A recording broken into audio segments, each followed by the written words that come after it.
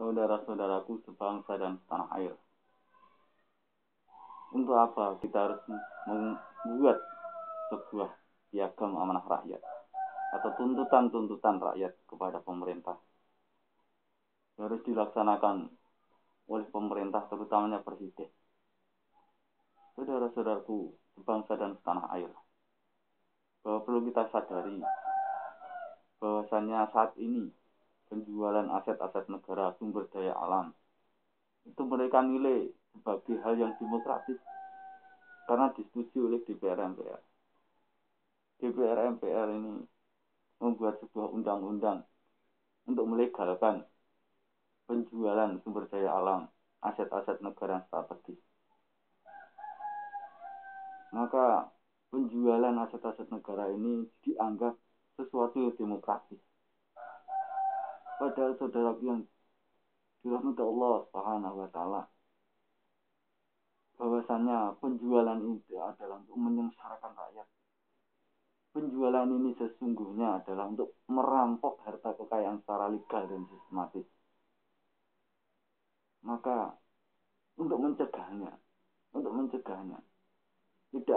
tidak bukan kita harus batasi bahwa pemerintah itu tidak boleh menjual aset-aset negara yang strategis, yang menguasai hajat hidup orang banyak, yang mereka nilai demokratis, sesungguhnya tidak demokratis. Karena ada rakyat yang setuju dengan penjualan aset-aset negara, kecuali orang-orang yang bodoh. Mana ada yang setuju, kecuali orang-orang yang bodoh. Maka sesungguhnya ini adalah pengkhianatan terhadap rakyat. Maka dengan adanya piagam amanah rakyat atau janji setia seorang presiden kepada rakyat,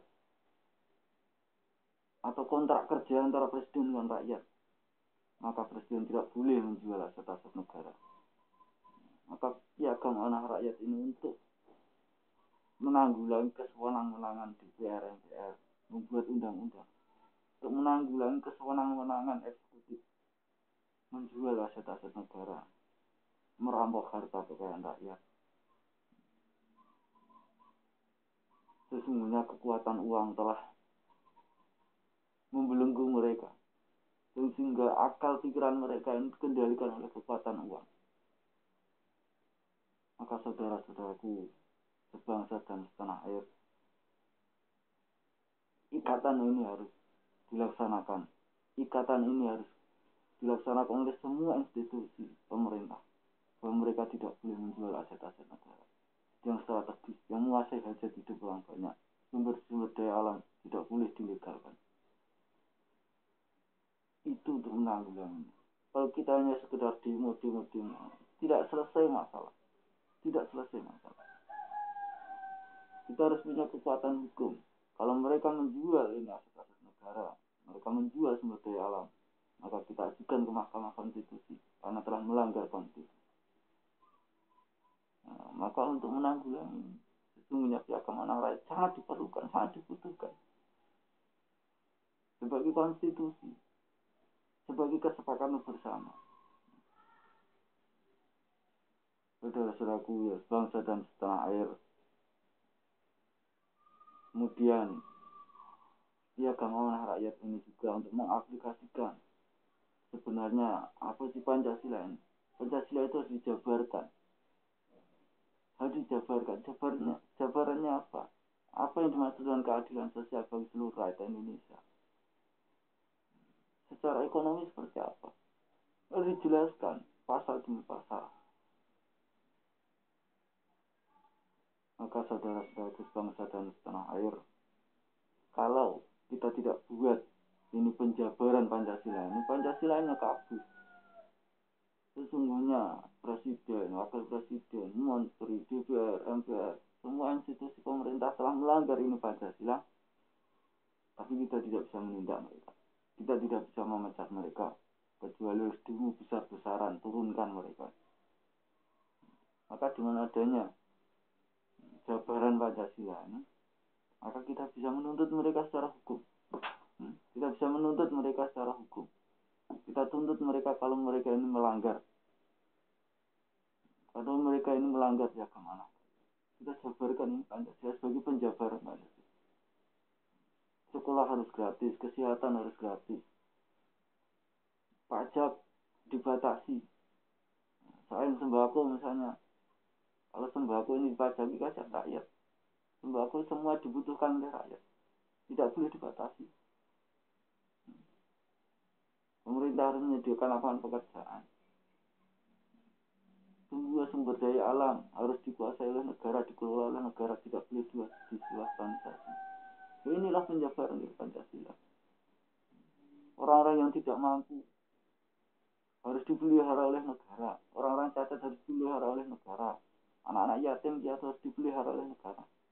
Orang-orang lanjut usia harus dipelihara oleh negara, dibiayai oleh negara kehidupan. Inilah penjabaran dari Pancasila. Kalau mereka ini tidak mampu melaksanakannya, tuntut secara hukum, turunkan. Tentu kita ingin mempunyai karyawan yang cerdas, yang berguna untuk rakyat, yang mensejahterakan rakyat. Tentu kita ingin punya presiden yang sesuai dengan kehendak rakyat, mensejahterakan rakyat, bisa membawa Indonesia ini kepada kejayaan, kebahagiaan, kesejahteraan dunia dan akhirat. Kalau kita tidak tuntut itu, kita tidak punya kekuatan hukum, maka lagi dan lagi mereka hanya menjajah kita secara legal dan sistematis. Secara legal dan sistematis. Maka saudara-saudaraku sebangsa dan setanah air, piagam amanah rakyat ini juga sebagai syarat memilih presiden. Sebagai syarat presiden Indonesia. Ya, boleh dikatakan ini adalah sayembara. Siapa yang dapat melaksanakan ini tuntutan rakyat, silahkan jadi presiden. Kalau tidak bisa, jangan jadi presiden. Sayembara. Kalau zaman dulu ini, sayembaranya dengan perang. Siapa yang menang perang, ya silahkan. Silahkan menjadi presiden, menjadi raja. Silahkan mempersunting anak gadis raja. Tapi untuk saat ini sayembaranya. Siapa yang bisa melaksanakan ini tuntutan rakyat, siapa yang bisa melaksanakan ini piagam amanah rakyat, silakan menjadi presiden. Bila tidak, silakan mundur. Dituntut secara hukum. Itu ini untuk merekrut presiden yang adil, presiden yang mensejahterakan rakyat. Jadi tidak sembarangan nyalon presiden. Ujung-ujungnya cuma menjajah rakyatnya sendiri, merampok harta rakyatnya sendiri. Ujung-ujungnya hanya untuk menipu rakyatnya sendiri. Merampok harta rakyat secara legal sistematis. Tentu kita tidak mau. Kita tidak mau punya presiden berkele. Tidak mau. Kita pun tentunya tidak mau punya presiden yang hanya merampok harta rakyat. Saudara-saudaraku sebangsa dan setanah air, piagam amanah rakyat ini juga untuk memperjelas arah reformasi kita. Kita ini mereformasi dari orde baru, kemudian direformasi biar demokratis, tapi nyatanya bukan menuju kepada kebaikan, tapi justru tambah hancur, tambah rusak. Semuanya serba bebas, sakar berdiri. Perekonomiannya tambah dibebaskan. Bahkan sampai pendidikan pun dibebaskan. Disuasanisasi. Semuanya dipegang oleh para kapitalis, oleh pemilik modal. Maka sesungguhnya piagam amanah rakyat ini, tuntutan amanah rakyat ini sebagai undang-undang dasar, ini untuk memperjelas arah reformasi. Arah reformasi itu untuk apa? Kita memilih presiden itu suruh ngapain? Ini loh, presiden. Lo boleh jadi presiden asal bisa mensejahterakan rakyat. Kesejahteraan rakyat itu seperti apa? Ini.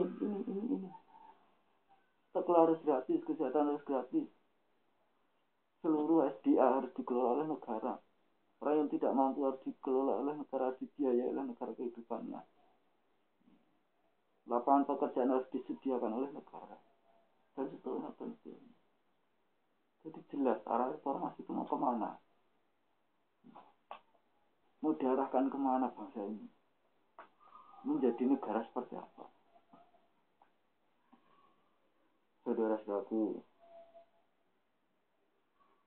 sebangsa dan setanah air, tuntutan amanah rakyat ini, piagam amanah rakyat ini juga untuk menyingkirkan orang-orang yang memanipulasi kekuasaan. Jadi dengan adanya piagam amanah rakyat ini, maka orang-orang yang memanipulasi kekuasaan akan tersingkir dengan sendirinya. Bukan seperti sekarang.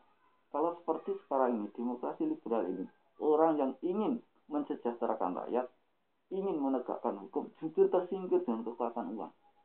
Mereka tersingkir dengan sendirinya. Kenapa? Karena ini sebuah sistem yang mengendalikan adalah uang. 10 orang yang 7 ini menghendaki korupsi, kolusi, menghendaki uang. Yang 3 tidak mau uang, tapi maunya memperjuangkan aspirasi rakyat, memperjuangkan kesejahteraan rakyat. Maka yang 3 ini akan kalah, yang 10 akan menang. Inilah kekuatan uang. Dengan adanya batasan ini, piagam amanah rakyat, tuntutan amanah rakyat, maka orang-orang yang ingin memanipulasi kekuasaan dengan kekuatan uang, mereka akan tersingkirkan dengan sendirinya. Mereka akan tersingkir dengan kekuatan hukum. Kalau mereka macam-macam melanggar ini konstitusi, ini undang-undang dasar, ini piagam amanah rakyat, ini tuntutan rakyat, mereka akan diajukan ke pengadilan Mahkamah Konstitusi, diadili, dipecat. Maka ini untuk menyingkirkan orang-orang yang mencoba-coba memanipulasi kekuasaan. Saudara-saudaraku sebangsa dan setanah air, kemudian piagam amanah rakyat ini juga untuk mengembalikan tujuan berdirinya NKRI, Negara Kesatuan Republik Indonesia. Tujuannya untuk mensejahterakan rakyat, untuk membawa Indonesia ini menuju kejayaan, bukan membawa Indonesia ini menjadi negara terjajah seperti sekarang ini. Bukan untuk mensejahterakan segelintir orang. Negara Kesatuan Republik Indonesia ini untuk mensejahterakan rakyat. Ukuran kesejahteraan rakyat itu seperti apa? Ini yang harus kita perjelas. Seorang presiden, jadi presiden itu harus ngapain, ini harus kita perjelas. Kita ini negara besar, tapi sayang karena adanya sistem demokrasi yang kita lihat seperti saat ini, maka selalu hanya dijajah oleh para kapitalis, oleh para pemodal.